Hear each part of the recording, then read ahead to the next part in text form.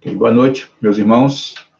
Nós queremos agradecer ao nosso Deus pelo dia de hoje e mais oportunidade nós temos de estarmos juntos, para termos uma palavra, a palavra do Senhor, e também um tempo de oração. Hoje é o dia do nosso culto de oração. Ainda não estamos reunidos juntos, mas estamos através dessa oportunidade de transmissão.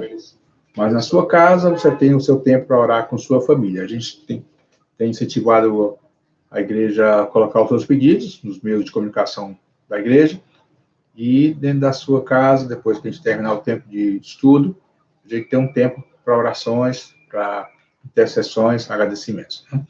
Então, baixe sua cabeça, né? Vamos orar ao nosso Deus e pedir a direção dele sobre esse momento. Ó Pai, nós queremos te agradecer pelo dia de hoje, nossas vidas, teu cuidado, tua proteção sobre todos nós, e pela forma como os senhores têm dado essa oportunidade, ó Pai, de estarmos em contato com a tua igreja, podemos transmitir a tua palavra para edificação dos nossos corações, nossas vidas, também para atingir o objetivo que a tua palavra realmente cumpre quando ela é pregada, quando ela é ensinada. Com certeza ela vai cumprir o seu propósito, Deus, nessa noite mais uma vez. Abençoa cada lar, cada família, tu sabes, cada lar, cada situação em que cada um tem vivido, as suas lutas, suas vitórias, suas dificuldades, e que esses possam ser um momento de reflexão à tua palavra e também um tempo de buscar o Senhor mais em oração, oração em família, oração pela igreja toda, pelo grupo que nós temos reunido, Pai, e que tem sentido muita falta desse momento de comunhão. Entendemos que o nosso momento está muito próximo de voltar a termos esse momento, não só de estar presente, mas podemos ter de fato comunhão e expressar o nosso amor pelo outro, mas enquanto isso não chega, ó Pai, que nós possamos estar à distância ainda, intercedendo, orando, Pai, pensando na tua igreja, no teu povo. Obrigado por tudo, ó Pai, te agradeço, em nome de Cristo. Amém, Senhor. Meus irmãos, abram as suas Bíblias no livro de Isaías, é o capítulo 1 de Isaías. Como é um texto mais longo, eu não vou ler de início o texto todo, a gente vai lendo por partes. Né? É um texto que eu tenho como muito importante, né? Profeta importante, profeta Isaías, e também pelo que ele aborda nesse primeiro capítulo em relação ao povo de Deus, o povo de Israel. Tem a ver conosco? Com certeza sim, porque os princípios espirituais, morais, eles valem para todos nós. E também porque podemos aplicar muitas dessas verdades diretamente à vida da própria igreja, para um despertamento nosso, no sentido de buscar mais a Deus com sinceridade, de nos arrependermos dos nossos erros, das nossas falhas, não sermos persistentes, para nos tornar rebeldes diante dele. Então, tudo isso são coisas importantes que a gente pode ver no texto de Isaías, capítulo 1. Então, lendo alguns versículos, né, pelo menos vou ler os primeiros 10 versículos, e o seguinte: visão que Isaías, filho de Amós, teve a respeito de Judá e Jerusalém, durante os reinados de Uzias, Jotão, Acás e Ezequias, reis de Judá. Ouçam, ó céus, escute, ó terra, pois o Senhor falou. Criei filhos e os fiz crescer, mas eles se revoltaram contra mim. O boi reconhece o seu dono, e o jumento conhece a manjedoura do seu proprietário, mas Israel nada sabe. O meu povo nada compreende. Ah, nação pecadora, povo carregado de iniquidades, raça de malfeitores, filhos dados à corrupção, abandonaram o Senhor e desprezaram o Santo de Israel e o rejeitaram. Por que haveriam de continuar a ser castigados? Porque insistem na revolta. A cabeça toda está ferida, todo o coração está sofrendo. Da sola do pé ao alto da cabeça, não há nada são, somente machucados, vergões e ferimentos abertos, que não foram limpos nem enfaixados, nem tratados com azeite. A terra de vocês está devastada, suas cidades foram destruídas a fogo, os seus campos estão sendo tomados por estrangeiros diante de vocês, e devastados com a ruína que eles costumam causar. Só restou a cidade de Sião como tenda numa vinha, como abrigo numa plantação de melões, como uma cidade sitiada. Se o Senhor dos Exércitos não tivesse poupado alguns de nós, já estaríamos como Sodoma e semelhantes a Gomorra. Vamos parar aqui no 9, né? Versículo 9. O texto ele já começa de uma forma muito, muito forte. Primeiro, versículo 1, ele faz referência ao tempo de ministério de Isaías durante vários reis. Isaías esteve ministrando, foi um período longo de ministração, de exercer o seu ministério, né, de profeta. E é claro que foi um tempo difícil. A missão do profeta nunca foi fácil, especialmente no tempo em que a nação estava sob rebeldia, havia guerras, havia coisas acontecendo, governos dentro do próprio Israel, do próprio Judá, que falhavam diante de Deus, pecado do povo, tudo isso dificultava muito o ministério de Isaías, mas Deus o abençoou de forma que ele teve um ministério bastante longo. No versículo 2, a gente vai ver até o versículo 4, descreve a rebeldia do povo de Israel. O que seria a rebeldia? Né? Israel tinha instruções, conhecia os princípios, a lei já havia sido dada há muito tempo, então o povo, quando procedia contra o que estava estabelecido, o que estava escrito, o que era pregado pela palavra, pelos profetas, estava vivendo contra a vontade de Deus. Então, isso, Deus chama isso de rebeldia. Aqui ele exemplifica isso, né? No versículo 2, eles ouçam os céus, escute a terra, né? O Senhor falou. Então, ele fala como um pai que criou os filhos, pai que criou os filhos, que cuidou, que amou, né? Mas que no final, quando esses filhos cresceram e que tiveram autonomia, né, para decidir a vida, se revoltaram contra o seu pai, viraram as costas contra aquele que os criou, a quem eles deveriam ter responsabilidade, né, aceitar a sua autoridade. E ele então compara isso de uma forma muito forte, pesada, porque ele diz que o boi reconhece seu dono, o jumento a manjedoura, dois animais comuns, conhecidos no dia a dia daquelas famílias, mas esses animais, mesmo irracionais, eles mostravam mais gratidão, né, pelas pessoas que cuidavam deles. Então, o boi sabia quem colocava, onde colocava, o jumento sabia, mas Israel não. Israel não sabe, o meu povo não compreende. Então, é uma maneira dura de Deus dizer o quanto Israel estava rebelde diante dele e o quanto ele era ingrato. A própria existência de Israel era fruto do amor de Deus, do cuidado de Deus. A maneira como Deus direcionou a formação de Israel, estabeleceu um lugar para ele, né? Criou em Israel essa comunhão com ele, essa direção da vida da nação através do próprio Deus. Então, os seus cuidados eram constantes. E Israel estava virando as costas para tudo isso. Deus disse, isso é ingratidão grande, isso é rebeldia. E ele, então, faz essa comparação para ficar bem claro, né, que até o animal, quando é cuidado, ele reconhece e ele é grato. Isso é verdade. Aqui citou dois, mas podíamos citar muito mais outros animais. E os versículos seguintes, né, versículo 3, versículo 4, por enquanto, ele fala da prática, né, de ações condenáveis. Ele fala aqui, nação pecadora, povo carregado de iniquidades. Iniquidades é uma série de atitudes, tanto de prática como de pensamentos que são contrários aos princípios de Deus. É pecado, é um desvio. Chama aqui de raça de malfeitores, né, que é um termo muito pesado, filhos dados à corrupção. Então, a nação de Israel foi por um caminho altamente condenável diante de Deus, né? Corrupção, todo tipo de malfeitos, né? E todo tipo de iniquidades. Então, são atitudes totalmente condenáveis para um povo que conheceu a Deus, o povo que foi criado por esse próprio Deus e estava sob os cuidados desse Deus. E isso demonstra, e fala aqui no final do versículo 4, o abandono deles em relação ao Senhor. Abandonar o Senhor, desprezar o Santo de Israel e o rejeitar. Então, o sentimento de Deus era esse, né? Que ele cuidou, mas agora ele foi abandonado, e ele, a cada dia, zelou para aquele povo, instituiu aquele povo como nação, deu a ela um espaço, né? E, no entanto, ele foi desprezado. Aquele que era o Santo de Israel, teve as costas de Israel, virou para esse Santo de Israel, e ele foi, então, rejeitado. Então, tudo isso Deus classifica como uma rebeldia, é isso que Isaías descreve. Os versículos de 5 a 10, ele vai mais adiante e fala eu diria que seria a dureza de coração. O que é a dureza de coração? Né? É quando a pessoa foi instruída, foi amada, foi cuidada.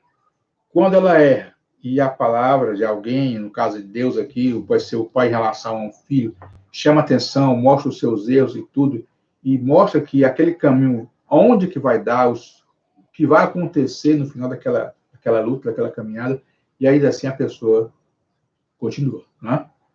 Vai em frente, dá as costas para quem está lhe orientando e continua na direção errada. Então, isso é obstinação, é dureza de coração. Então, aqui no versículo 5, ele fala sobre isso. Porque vocês haveriam de continuar a serem castigados?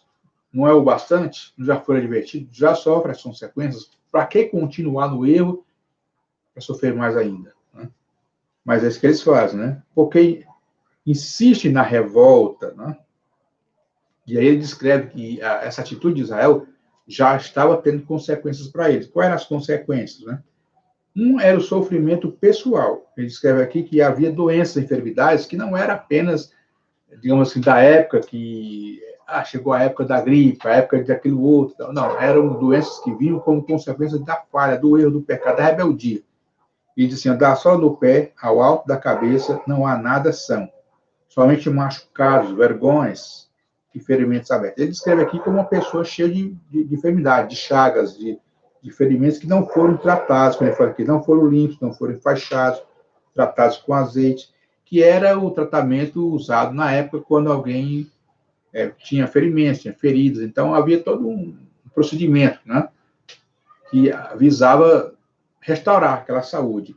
Então, Israel estava como alguém que sofreu as consequências do seu erro e por isso estava cheio de enfermidades, mas que essas enfermidades não estavam sendo tratadas porque ele continuava fazendo tudo aquilo que gerou aquela enfermidade. Né?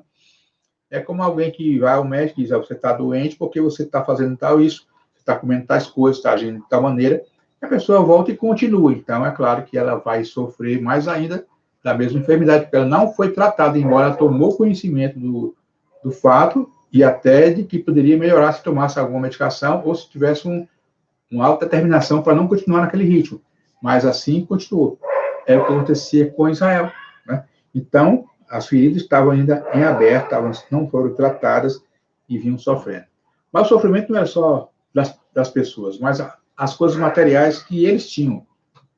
A própria terra, né? A terra é muito importante, ainda é importante para nós hoje, porque dela que vem as plantações, os frutos, né? As verduras, os cereais. Então, quando o campo está ruim, todo canto fica ruim, que de lá que vem o alimento. Mas naquela época, muito mais ainda, porque não havia outro meio de subsistência, né, de rendimento, de formação de renda. Então, a agricultura, a terra estava devastada. Ou seja, não havia como plantar.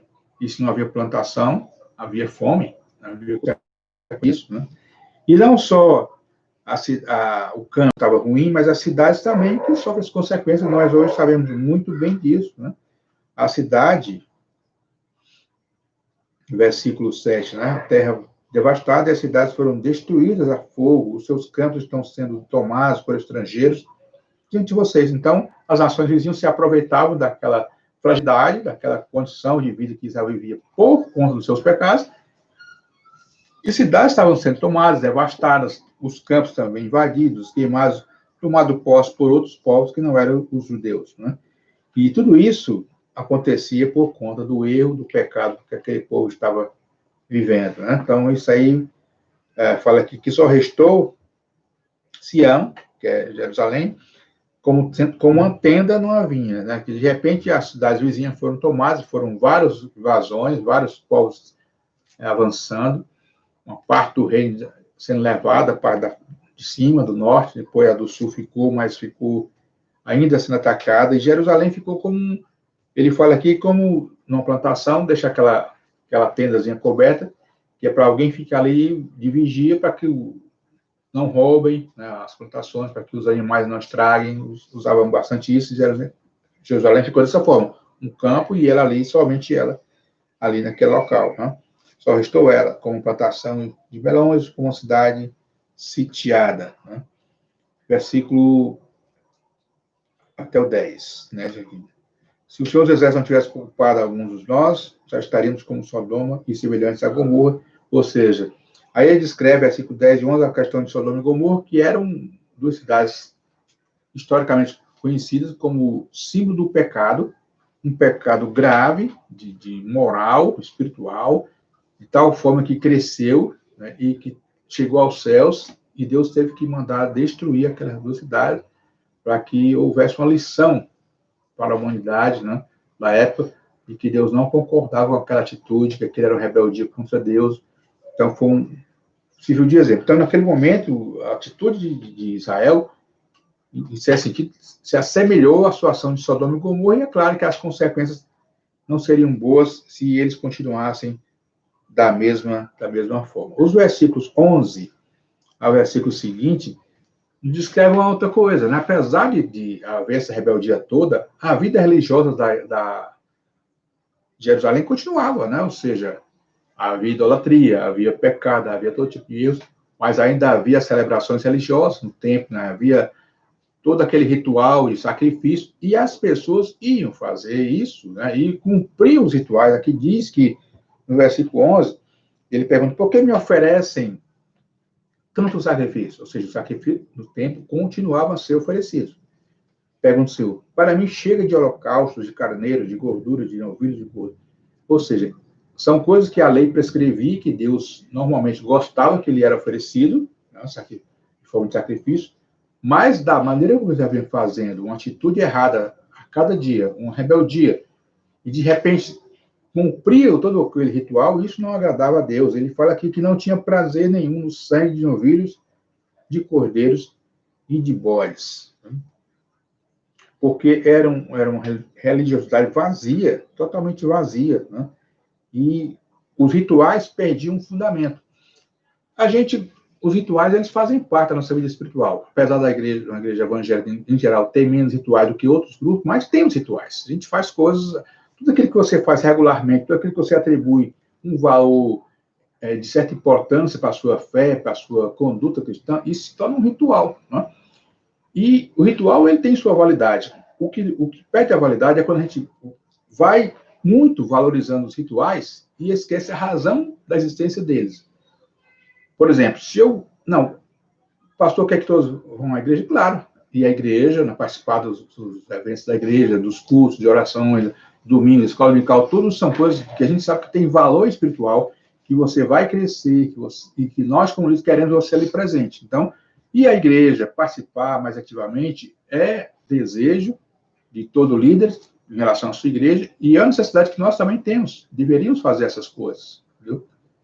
Mas só fazer essas coisas, cumprir os rituais normalmente, participar de cultos de comunhão, como sendo algo importante, se fizermos tudo isso, mas se isso se tornar apenas uma prática religiosa, se não houver em nós aquele sentimento de entender por que fazemos, né? A razão por que fazemos para adorar a Deus, porque temos que nos arrepender, porque temos que perdoar. Se não houver nada disso, aqui se torna um ritual vazio.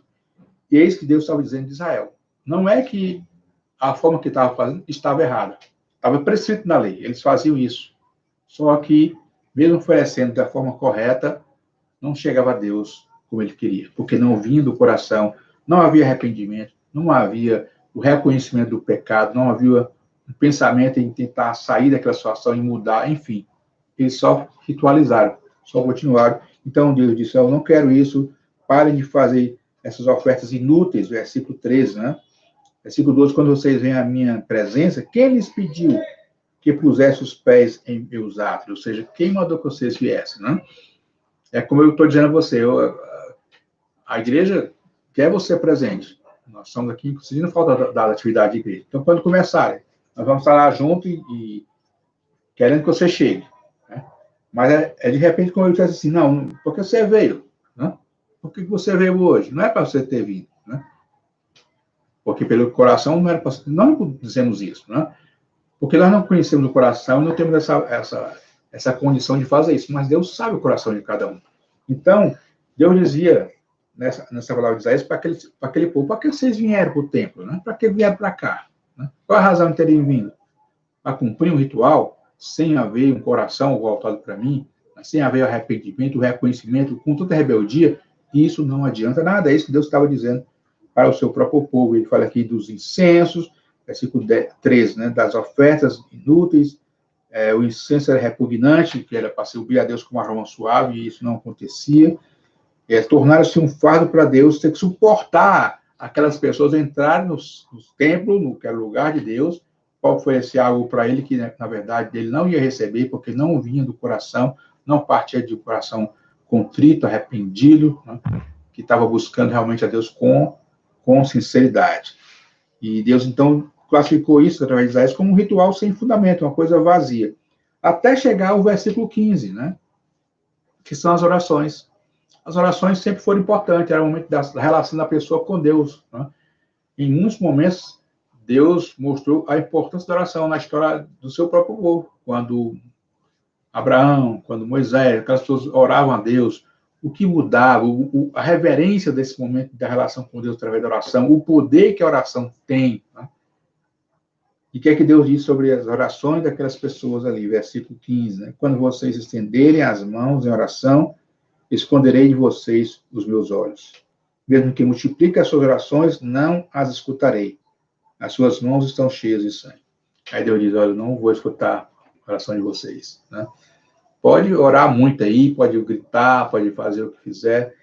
E a gente fica tentando contextualizar nos nossos dias de hoje, como eu disse, a gente tem tendência, nós humanos temos tendência de ritualizar as coisas, né? E adotar essas práticas que dentro de uma igreja ou na visão das pessoas, isso nos torna mais espirituais ou mais perto de Deus. Como eu disse antes, não quer dizer que esse gesto ou essa palavra seja em si errada, mas às vezes ela se torna mais importante do que o coração da pessoa. E Deus não está preocupado só com o ritual, e sim com o coração. Então, às vezes classificamos a oração mais espiritual, se ela for com mais intensidade, se ela for com voz forte, se ela for mais alta, se ela gritar, ou se houver choro, né? Se o louvor tocou o coração. Então, tudo isso aí são práticas que a gente vê acontecer e, de repente, as pessoas tornam aquilo como a coisa principal da sua relação com Deus, ou que mostre ali uma relação, digamos assim, do poder de Deus chegando naquelas vidas ou causando algo que mude a pessoa. E, na verdade, muitas vezes são apenas as coisas exteriores. Não é? Se não houver o sentimento dentro, né? As lágrimas, o grito, a forma como aquilo é feito, né? O certo fervor que é dado naquele instante, nada disso adianta se não houver o coração ali. Tá?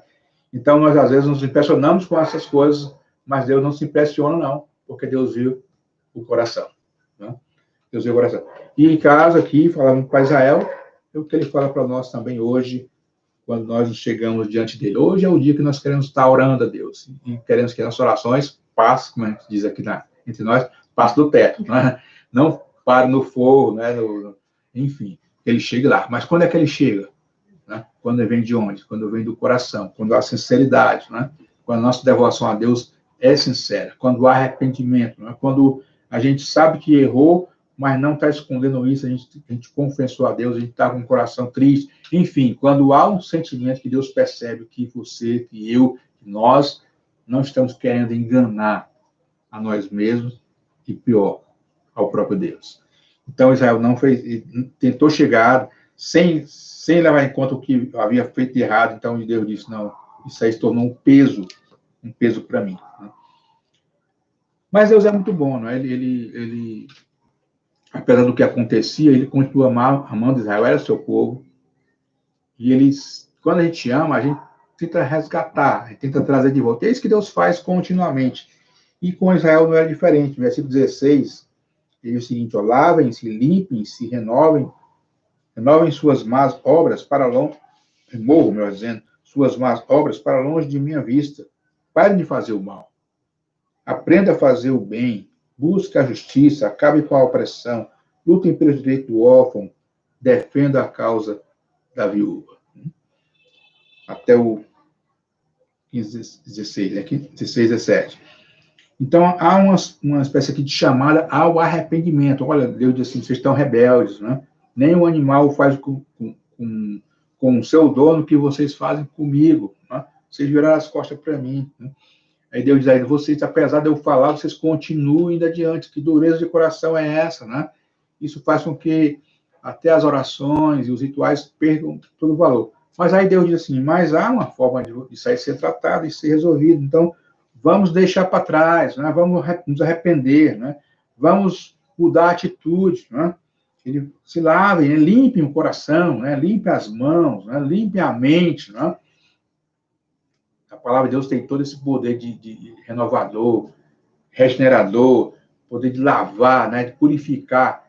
Então, ele diz, olha, voltem-se para Deus, com a sua palavra, limpem-se, lavem-se, né? Renovem as suas práticas das obras ruins, obras más, botam tudo para longe das minhas vistas, né? Parem de fazer o mal. Né? E quando Deus falava isso para Israel, eles sabiam do que Deus estava falando. Quando a gente vai à igreja, ou quando você lê a Bíblia, e quando a palavra é dita, meus irmãos, vamos ser claros, vamos ser sinceros, nós sabemos quando aquilo é conosco.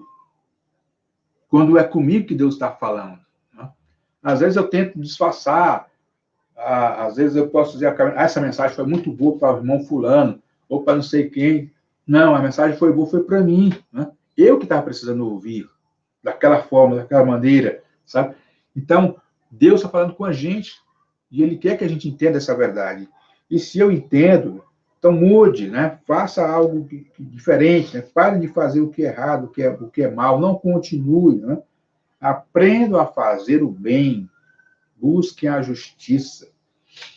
E aí ele cita algumas coisas que eram comuns naqueles dias, né? Que se devia fazer e que eles não faziam, né? Que eles estavam andando na justiça, né? Eles vão buscar a justiça, deixar de oprimir os outros, aqueles que tinham recurso, oprimir os mais humildes, os mais pobres, humilhar. E diz que eles tinham que fazer aquilo que era tarefa de todo Israel, que era cuidar dos indefesos, né? No caso aqui, representado pelas viúvas, aquelas viúvas que a gente já explicou em outro momento, que eram pessoas realmente carentes, que não tinham quem cuidasse delas, que dependiam dos outros. Então, Israel tinha que cuidar dos órfãos e das viúvas, né? E eles, então, voltem e façam o que é correto e deixem de lado o que não é bom, o que é ruim. Há uma chamada para renovação, para mudança de atitude. Mas será que a gente, mudando de atitude, a gente querendo resolver essa questão de erros, será que Deus não nos escuta? Há pessoas que pensam que não, há pessoas, para mim não tem mais jeito, eu já fui longe demais, eu já errei muito, né? Eu já fiz coisas terríveis e tal, tal. Mas, irmãos, nosso Deus é muito maior do que tudo isso, né? Sempre há uma oportunidade, um momento de você, ou de eu, ou de mim, ou de todos nós resolvermos essa questão de erros diante de Deus, porque Deus, Ele é rico em perdoar. E Ele é maior do que todas as coisas. Então, Deus nos chama, Ele é rico em perdoar. Verso 18 diz assim, ó, venham, vamos refletir, nós vamos arrazoar, diz o Senhor, embora os seus pecados sejam vermelhos como escarlate, eles tornarão brancos como a neve. Embora sejam rubros como púrpura, como a lã se tornarão. Então, ele classifica, olha, não importa a atitude que você teve, as consequências desse pecado, a gravidade dele, né? A impressão que ele causa para mim, para vocês, para nós, para a sociedade. Né? Mas para Deus, por pior que tenha sido, se houver o arrependimento, o perdão, Deus restaura. Ele disse aqui bem claro, pode ser vermelho que for, vai se tornar brancos como a neve. Né? Versículo 19 diz, se vocês estiverem dispostos a obedecer, comerão os frutos dessa terra. Os melhores frutos dessa terra. Aí Deus, de repente, a história muda toda. Tudo aquilo que ele falou até agora, de consequência de erro, ele dá oportunidade para arrependimento, diz assim, olha, se vocês obedecerem, vocês vão comer o melhor fruto da terra. E o fruto da terra aqui, obviamente que desistia da parte da terra, que ia voltar a produzir, dar o melhor, mas é claro que também é a questão espiritual. Quando nós obedecemos a Deus, né, a vida é diferente, a vida muda para nós, porque nós estamos dentro da vontade dele, porque ele nos abençoa, né? Tanto com bênçãos materiais como espirituais. Às vezes, mesmo que a dificuldade elas existam, mas quando obedecemos a Deus, a nossa vida tem outro ângulo de visão, né? Outra maneira de encarar as dificuldades, porque a gente está bem com Deus, a gente está sob os cuidados de Deus, a gente se sente mais leve, né? E é isso que ele está nos dizendo aqui, isso que ele está dizendo para o povo de Israel, olha, ainda há tempo de voltar, e se voltar, os frutos virão como consequência disso. Né? A gente conhece a história, a gente sabe que, infelizmente, Israel não voltou, né? Como deveria ter voltado. Então, houve consequências disso a partir dos versículos seguintes, né? Versículo 20 em diante, diz: mas se resistirem e se rebelarem, serão devorados pela espada, pois o Senhor é quem fala. Essa frase final ela é muito forte, porque o Senhor é quem fala, tá? O Senhor é quem fala. Quando eu falo alguma coisa, sou pastor, você irmão, a irmã fulano, quando o professor da escola bíblica diz alguma verdade, é claro que a gente entende o argumento, às vezes o peso que vem com a palavra, mas outra coisa é o próprio Deus afirmar claramente, né, como ele afirmou ali através de Isaías. Então, quando Deus dá ordem, dá diretriz, há um peso muito grande. Se ele diz que vai acontecer, isso vai acontecer. Se ele diz que vai restaurar, ele vai restaurar.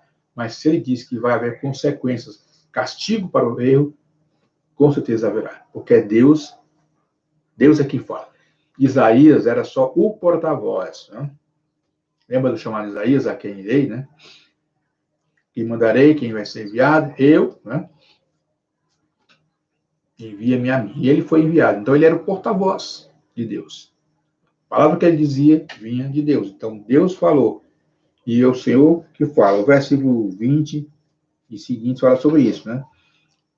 Vejam como a cidade fiel se tornou prostituta. Aí descreve as consequências disso, né? Além das advertências, as consequências da rebeldia que está ali descritas nesse texto, né? A Israel, a cidade se tornou prostituta, por causa ele fala aqui da questão espiritual, moral, né? Antes era cheia de justiça, agora e retidão, agora está cheia de assassinos, né? Pessoas que pecam contra Deus. A sua prata tornou-se escória, aí fala, prata era um metal muito precioso, muito utilizado, e ele, para chegar ao seu estado de utilização e valor, ele tinha que passar por um processo de pureza, tirar o sujo, que era chamado de escória, então isso requeria um processo de esquentar ali, a ponto de aquela pedra e se transformando na prata, e a prata se transformando num metal cada vez mais puro, mais precioso, e requerer uma quentura muito grande, e Deus compara isso como um sofrimento que a pessoa tem que passar para se purificar. Né? Ele fala que ele faria isso, né? Os líderes são rebeldes, amigos de ladrões, né? Todos eles amam o suborno e andam atrás de presentes. Então, a gente vê que a questão política, ela é necessária, a política, todo o ramo da atividade humana, ela tem sua necessidade, mas todas elas são sujeitas à corrupção, ao pecado. E é pior quando acontece no meio das pessoas que lideram, que têm responsabilidade, que têm recursos para distribuir entre pessoas ou para fazer o bem às pessoas. Ele fala aqui, então, dos líderes, ele fala aqui, versículo 23, líderes que são rebeldes, amigos de ladrões, fazem negócios escusos, né? Amam o suborno para poder aumentar, crescer, né, na sua renda de uma forma ilegal, e andam atrás de presentes. A gente está lendo isso aqui e está vendo isso tão atual no nosso Brasil, né? E não defende os direitos do órfão e não tomam conhecimento da causa da viúva, ou seja, as pessoas realmente carentes, ficando de lado, não são assistidas, e alguns enriquecem esse processo todo. E isso aconteceu em Israel também naqueles dias. 24. Por isso, o Senhor, o soberano de Israel, diz o seguinte: derramarei minha ira sobre os meus adversários e me vingarei dos meus inimigos. Aí ele vai passando para outro momento, que é, depois de tudo isso, depois do castigo, vai vir uma restauração. A gente também conhece a história, a gente vê que Israel passou por grandes sofrimentos. A gente sabe que Deus usou as nações da época para castigar Israel. Né? Os assírios, principalmente, Israel, o rei do norte, depois os babilônios, né? E Israel sofreu opressões durante muito tempo, e em parte a gente sabe que Israel se curou de algumas coisas, a gente sabe disso, né? A idolatria não reinou tanto em Israel depois desse período, mesmo depois da época dos romanos e tudo, mas a gente percebe que o que Deus fala aqui nessa sessão seguinte, nem tudo aconteceu, são coisas que alguns creem que se cumprem na vida do próprio Cristo, na restauração da justiça da própria igreja. E tem coisa aqui, detalhes da questão de Israel, de Jerusalém, que a gente sabe que isso é coisa para o futuro, né? Para a Jerusalém celestial, aquela coisa que fala no futuro do reino vindouro, né? Mas o fato é que Israel sofreu as consequências, porque, infelizmente, tudo aquilo que lhe foi dito não foi o bastante para que Israel voltasse, para que Israel se arrependesse, né? Outro dia nós pregamos sobre quando o rei Ciro permitiu que Israel voltasse para Jerusalém, a Judá e tudo, mas a gente viu que mesmo voltando ainda tinha problemas, ainda tinha muitas misturas entre eles, as espirituais, havia rebeldia, havia pecados, quer dizer, a gente sabe que essas coisas ainda continuaram acontecendo. E a gente vê aqui pelo texto que Deus teve que ir até o fim no seu castigo, e Israel sofreu as consequências tanto naqueles dias, até os dias de hoje, e consequentemente muito mais, porque aqui ele fala que voltarei a minha mão contra você, tirarei toda a sua escória e removerei todas as suas impurezas. Aqui fala, como eu disse, de sofrimento, né? Restaurarei os seus juízos como no passado, os seus conselheiros como no princípio, e por isso você será chamada de cidade de retidão, cidade fiel. Aí serão, assim, será redimida, e tal, versículo 28 diz, mas os rebeldes e os pecadores serão destruídos, e os que abandonam o Senhor perecerão. Veja bem, virar as costas para Deus, abandonar o Senhor, sabe, vai ter consequências. A gente tem muitas pessoas que cuidam de nós, que nos amparam, mas elas têm limites, porque elas são iguais a nós, elas têm falha. A maior proteção que nós temos, o maior cuidado que temos, esse vem de Deus. Né? E Ele pode nos dar tudo que o ser humano não pode nos dar. Então, quando a gente vira as costas para Deus, a gente abandona aquele que de fato pode nos ajudar. E daí ele diz que os que abandonam o Senhor, eles perecerão.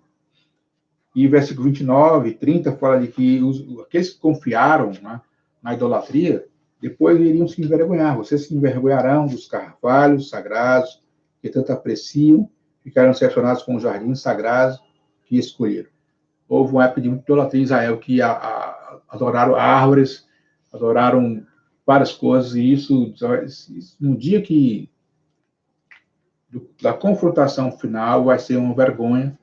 Aqueles que deixarem de adorar a Deus para se dobrar diante de um pedaço de pau, de um ídolo, de uma plantação e tantas coisas que caem na imaginação do homem, que ele se dobra, que ele adora, atribuindo um poder que não existe a um Deus que, na verdade, não existe, porque Deus só tem um só. E vai haver vergonha, ele diz aqui, vocês serão como um terebinto, que é uma planta típica daquela região, mediterrânea, daquela região do Oriente também, e que ela tem umas flores que usam para... Ela é perfumada e usam de forma medicinal também, mas aqui diz que é um terebinto que as folhas estão caindo e que está sem água, como um jardim sem água. Se você conhece a Deus, como Israel conheceu, ou quando um crente, um dia, a pessoa que chega à igreja conhece, e é iluminado pela palavra, e até recebe o Espírito Santo, pelo menos a ação do Espírito Santo no meio da igreja, o abençoa. E se a pessoa opta por viver longe disso, ela perde essa... É como uma planta, né? Que deixou de receber a água. Entendeu? Uma planta que deixou de receber os raios do sol. E vai secar, né? E vai definhar. E vai cair as folhas. E vai perecer. É isso que Deus está colocando aqui, né? Nesse texto. E diz que o poderoso se tornará como estopa e sua obra como fagulha. Ambos serão queimados juntos, sem que ninguém apague o fogo. O ímpio não ficará sem castigo. Então, meus irmãos, que Deus possa nos abençoar, nós, hoje, como igreja, né? Eu creio que muitas lições a gente aprendeu hoje, né? Nós somos o povo de Deus, mas nós podemos também agir de tal forma contra aquele que está escrito na sua palavra, contra a sua vontade, seguir a nossa própria vontade, aquele que é o que eu quero, o que eu gosto, e isso é rebeldia diante de Deus. Tá?